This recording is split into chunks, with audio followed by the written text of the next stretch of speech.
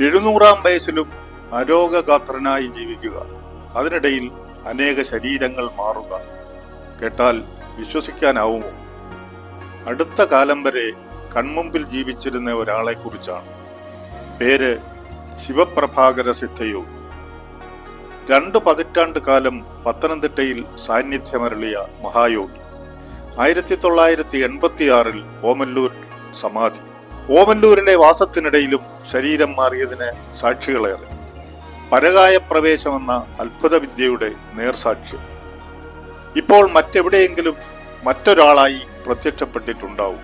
ജലത്തിനടിയിൽ ദിവസങ്ങളോളം കഴിയുന്ന ഇദ്ദേഹം ജലപ്പരപ്പിൽ നിശ്ചലനായി കിടക്കുന്നതിലും സമർത്ഥനാണ്. കോട്ടയം തിരുനക്കരക്കുളത്തിൽ ഒരു കാലത്ത് ഇത് സ്ഥിരം കാഴ്ചയായിരുന്നു. 24-ലധികം ഭാഷകൾ കൈകാര്യം ചെയ്യുമായിരുന്ന ഇദ്ദേഹം ഭാരതം മുഴുവനും മാത്രമല്ല, മറ്റനേകം ലോകരാജ്യങ്ങളും സന്ദർശിച്ചിരുന്നു. പാസ്പോർട്ടോ വിസയോ ഇല്ലാതെയുള്ള ലോകസഞ്ചാരം. എല്ലായിടത്തും ശിഷ്യന്മാരുള്ള സ്വാമിജിക്ക് സമാധി സ്ഥലത്ത് ക്ഷേത്രം നിർമ്മിച്ചിരിക്കുന്നത് റഷ്യയിലെ ശിഷ്യഗണങ്ങളാണ്. രസായന വിദ്യയിൽ അഗ്രഗണ്യൻ. പച്ചിലച്ചാറിൽ രസം ചേർത്ത് തങ്കം ഉൽപ്പാദിപ്പിക്കാനുള്ള അത്ഭുത വിദ്യ. ഒരേ സമയം പലയിടങ്ങളിൽ പ്രത്യക്ഷപ്പെടാനുള്ള കഴിവ്. കടത്തനാട്ട് പഴയ ഗുരുക്കളെ കളരി പഠിപ്പിച്ച മഹാഗുരു.